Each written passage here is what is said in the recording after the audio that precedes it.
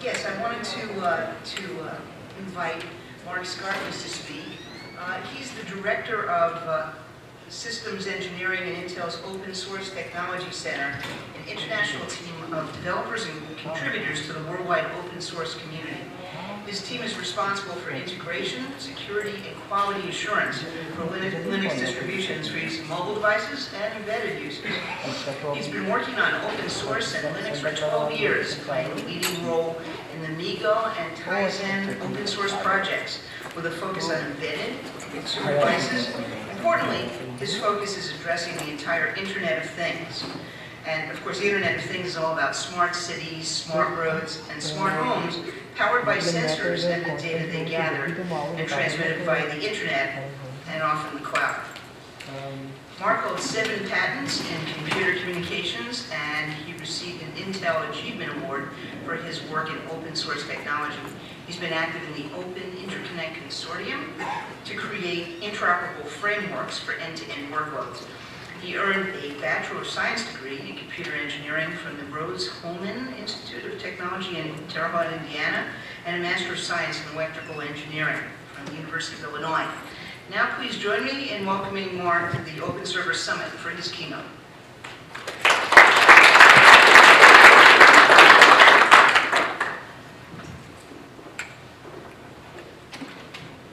Well, good afternoon, everyone. While the slides get set up, I know I'm standing between you and lunch, so I appreciate your sticking around. And I think we have some really interesting and exciting things to talk about in terms of the world of the Internet of Things, what we think that's going to look like, and what does that mean for you as you think about scaling the data center to comprehend that and support this tremendous growth in traffic that's coming.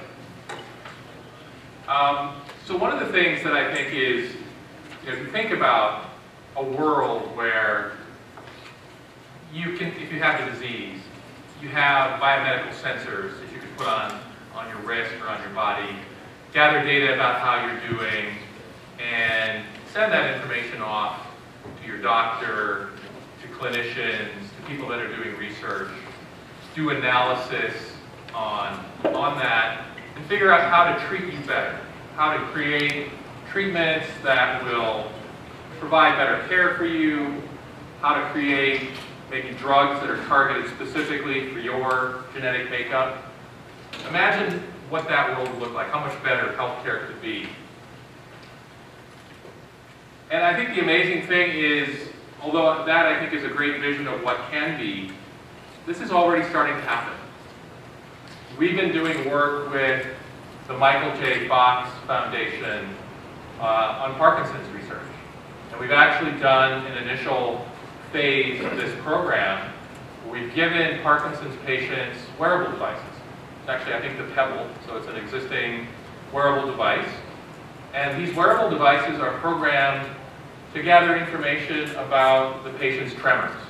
How are they doing? And sending that data into the cloud. And along with the data about their tremor behavior, collecting data about their lifestyle, their genome, putting that all together in the cloud, allowing clinicians and researchers to actually apply analytics to come up with new treatments. It's really, I think, a great first example of how you can bring medical research into the 21st century, to start using things and data and analytics to create new treatments. So to me, one of the big promises of this world of Internet of Things is really making people's lives better. And there's a lot of things that we're all going to need to do together to make this a reality. So I'm going to talk about briefly kind of the world of the Internet of Things. How is that going to look conceptually? What do we think it's going to mean in terms of the number of devices, the amount of data? Talk a bit about what are some of the challenges that creates for the data center.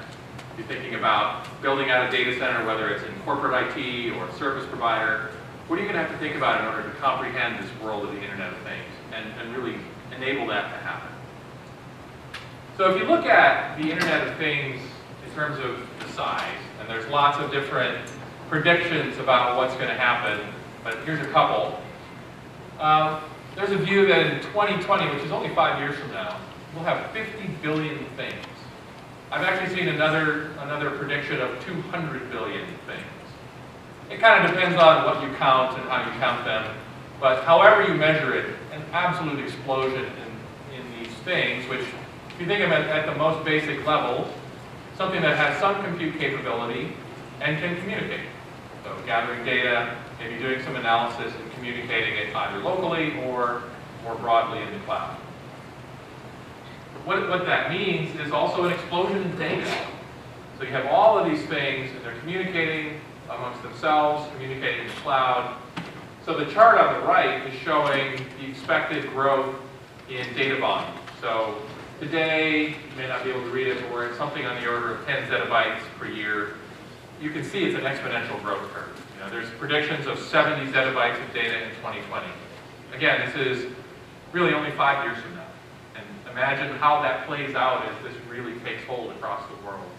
Absolutely staggering volume of data. And of course, the data itself is meaningless unless you do something with it. You know, we were talking about the Parkinson's example. It's getting all of that data and being able to do analytics to get value and insight out of it. And create new applications that can use that data to do cool things or helpful things for us. So some examples of that. There's already applications showing up all over the place that are using Internet of Things and data analytics. We actually showed off on the left, you can see this cute baby wearing a little onesie. It's actually an instrumented onesie. We showed it at CES as a prototype. And I know maybe for those of you that have children, I have a small girl, and I remember when she was first born, how anxious I was about how she's doing. I want to go and peek at her in the room. This allows you to do that remotely. So it basically takes basic biometrics and provides it to your smartphone. So kind of a cool healthcare biometrics example. The next one, how many of you have Fitbits or similar types of devices that you use? I have several of them myself.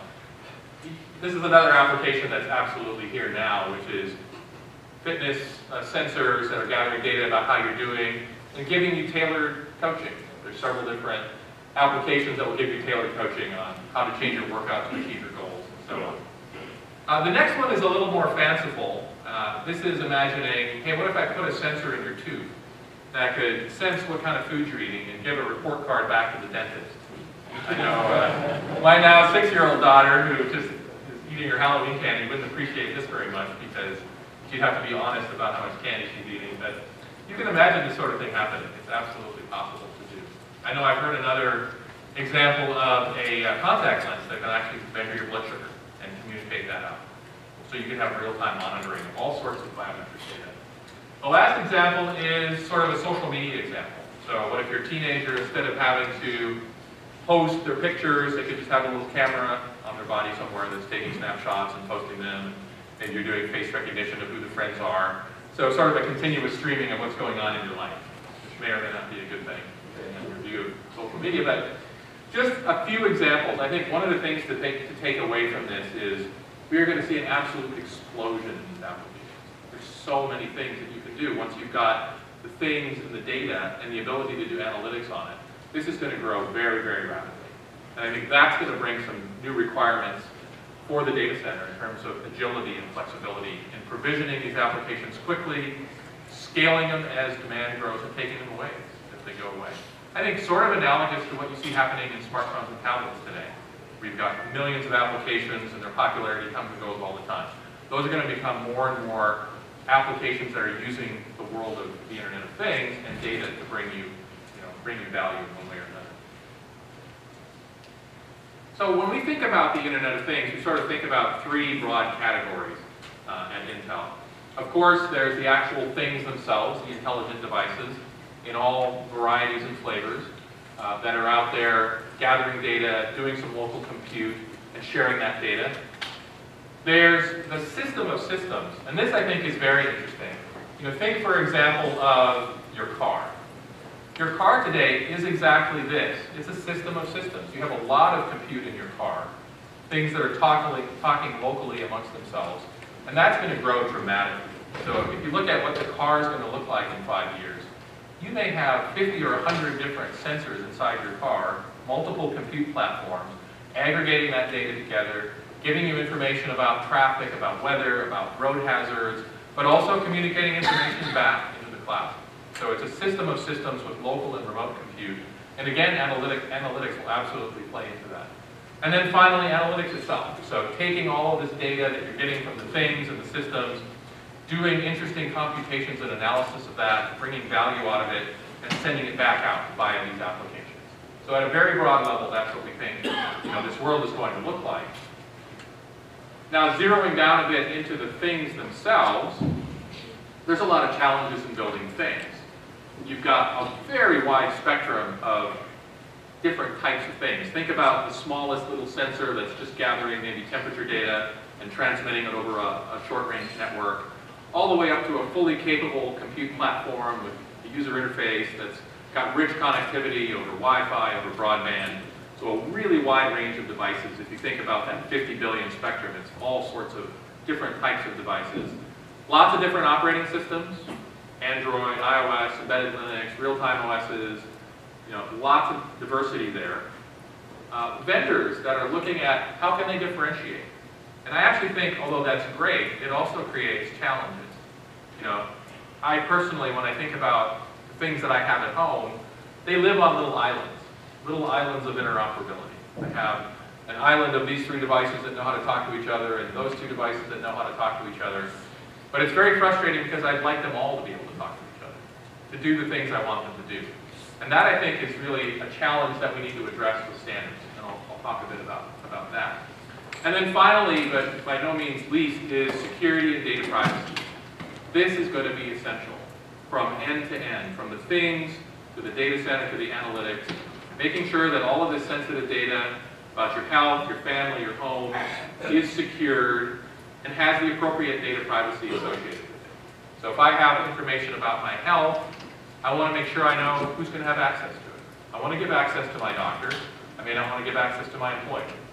So those are things that we have to think about throughout, from the thing all the way through to the data center and the analytics, and making sure that that's managed correctly. So I think overall, meeting user expectations is challenging. There's, I think, intuitive ways that we think these systems should work. The ones that exist today, they don't necessarily work that way. There's a lot of frustration around how do I connect this to that and share the data in the way that I want to do that. So our strategy very broadly is focused on addressing the whole end-to-end picture of the Internet of Things. On the devices themselves, some of you may be familiar with Edison and Galileo. These are new, very small footprint IoT devices that we've brought out in the last year. We have an IoT dev kit where makers can go grab those and start building devices very quickly. So a lot of activity going on for us in actually building the platforms for the things. We're working to build out network infrastructure capabilities to help scale the network, and also very active, of course, in the data center. If you heard from, I think Regine was here yesterday talking about what we're doing in the hardware platforms in the data center, working on compute and storage and networking as well. So we have activity going on across the whole spectrum to help bring the IoT vision to life. And as I mentioned before, if you think about these islands of incompatibility, the problem of I've got 5 devices at home and I really want them all to talk to each other, but 2 can talk to each other and 3 can talk to each other. This is the role of standards.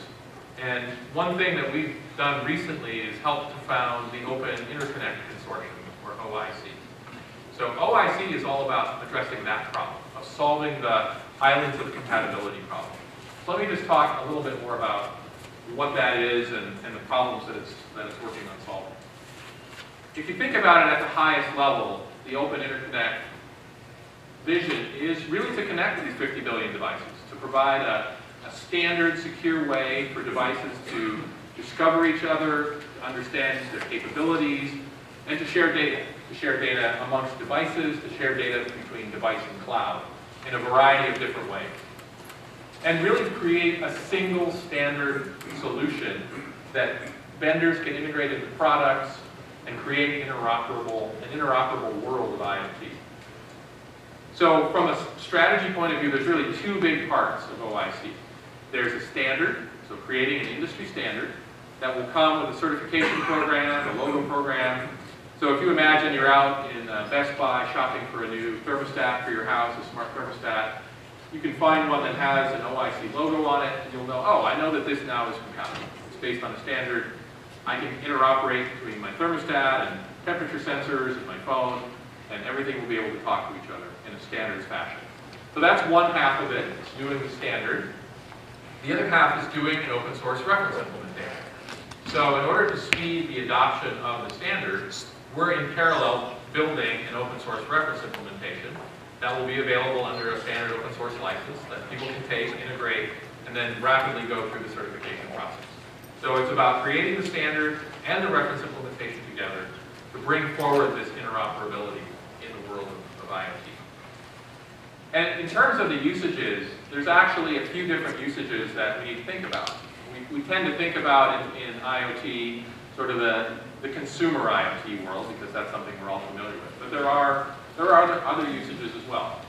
So I'll just walk you quickly through these. The first one is device to cloud. And I think everyone sort of gets that. If you have I have a smart thermostat at home. It's Wi-Fi connected. It knows how to talk to the cloud. That's pretty much a solved problem. People know how to do that already. The new usages are the three to the right. So we have smart devices that want to talk to each other. So imagine you're at home and you want to stream a video from your phone to your television. Maybe it works depending on the phone and the television that you have, or maybe it doesn't. Kind of varies. But with OIC, the phone will be able to discover the television, understand that it's capable of receiving video of a certain type, connect to it and stream the data. Or you can be streaming it from friend to friend, or any sort of smart device connectivity. There's really no reason to transit the cloud to do that. So part of OIC is enabling you to be smart about when do you go to the cloud and when do you not. It really depends on what you're trying to do. So you don't need to send everything through the cloud, obviously, to do that. The next usage over, this is another variation where imagine now you have your smart thermostat at home, and I have a couple of these, but they're in kind of awkward places. So no matter what they say, they're always wrong about the temperature of my house, because they're in the wrong spot. So what I would really prefer to have is a network of little thermostats, little temperature sensors planted around the house, that could then talk to the thermostats and tell them, hey, you know what the actual temperature is in the house? It's more like this. So if you want to know a much better, finer-grained view of the temperature, and these sensors, they're relatively dumb. They don't connect to the internet. They probably use Zigbee or some sort of really short-range RF communication. And they just talk to the thermostat. The thermostat's job is then to bridge that all together, probably do some local analysis to figure out, okay, based on this broader view of the temperature of my house, how should I adjust the heating and cooling? And they're probably also bridging it onto the internet. So this is another variation of dumb devices, if you will, talking locally to some gateways, and then the gateways taking care of bridging that out into the cloud. The last one is a little different. This is more of an industrial model. So if you think about a factory floor where you have a bunch of equipment that you're controlling or sensors that are monitoring what's going on in the factory, this is very much of a central command and control model, where you can see you have sort of a single point of control in the cloud. All of these devices are directly controlled and managed by that in a much more directed fashion. So this is another variation that you'll see typically more industrial. And with OIC, we're focused on addressing the span of these usages, because we do think that the broader world of IoT, it spans consumer, retail, industrial, medical. There's a whole bunch of different segments that have very unique needs and different ways of intercommunicating. So, if you think about that, you think about this world of 50 billion, 200 billion devices, 70 zettabytes of data in just 5 years and continuing to grow beyond that. What do you need to do to get ready for that if you're building a data center or you're building data center platforms? I think there's a few key challenges, and I think they were touched on a bit earlier as well. How do you rapidly deploy these applications? Deploy them, manage them, scale them up, scale them down. Deal with security, that has to be a foundational element, as well as privacy. Manage all of the storage for this data. Deal with the networking bandwidth. There's some tremendous challenges in terms of scalability, flexibility, and agility, really, to enable these usages in the way that's going to be necessary to realize the potential. So I think in a very sort of nutshell format, if you think of kind of the past of how the data center was managed, very similar to what was said by the previous speaker, you had hardware-defined data centers where you had applications running on servers, sort of a one-to-one fashion. Static configurations, things didn't change that rapidly. You deploy something and it would stay that way for a significant amount of time. Mostly manually configured, set everything up and let it run. We need to change that to a world where we're software defined, where things are dynamically provisioned, where everything is automated.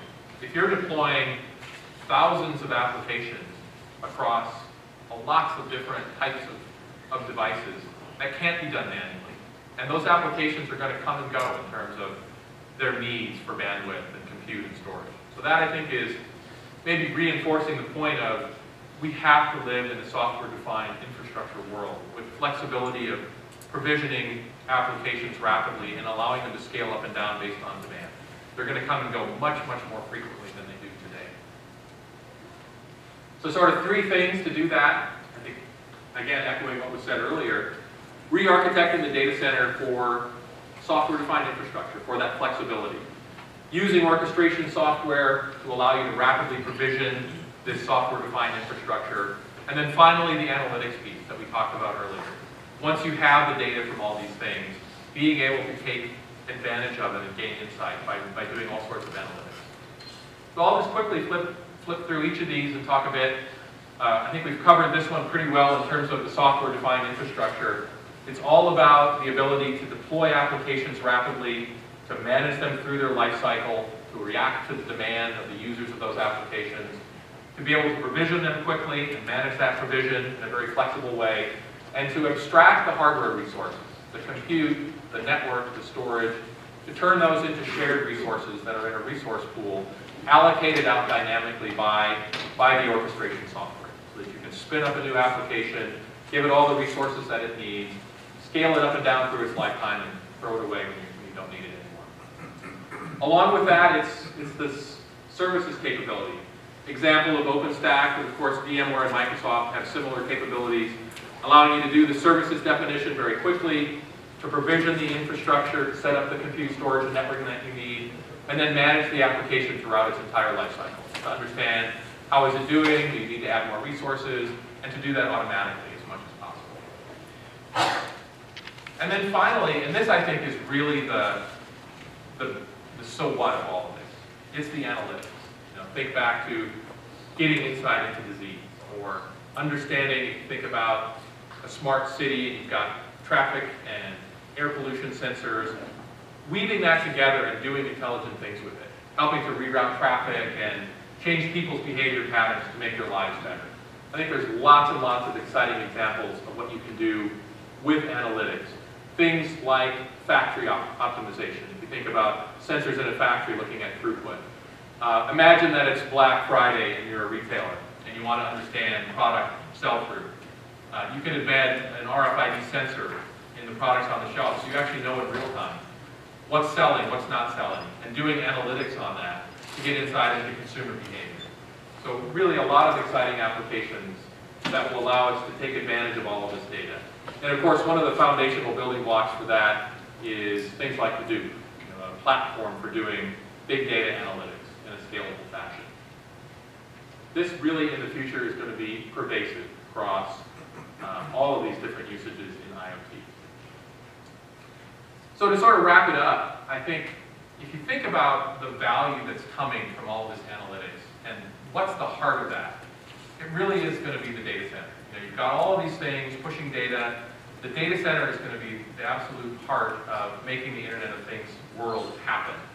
If we don't figure out how to scale the data center to cope with the influx of devices and data, then we'll never realize the vision of what's possible.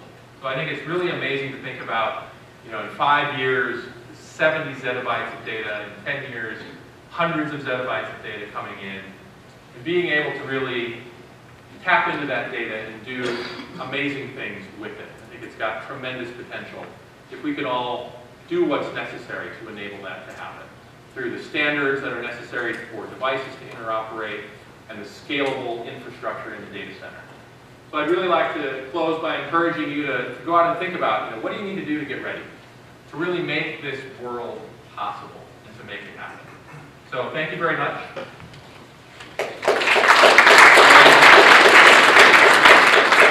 Actually, I think we have time for one or two questions, and then we'll go to lunch and exhibits next. So if anyone has a question or two, I'll be happy to take it. Yeah. To stay with exclusion criteria, Yeah. do you also see like a small machine in the home, maybe last night, like what's happening with cable for example? Even how you can just do software and react to the data and That's an excellent question. I do think you're going to see, so the question was, are we going to see sort of a microcosm of the data center at home, or maybe more locally as opposed to just a big centralized data center? I do think you will. I think you'll see the personal cloud, the things that I want to share with my family that I don't necessarily want to share with anyone else. You can see that starting to happen.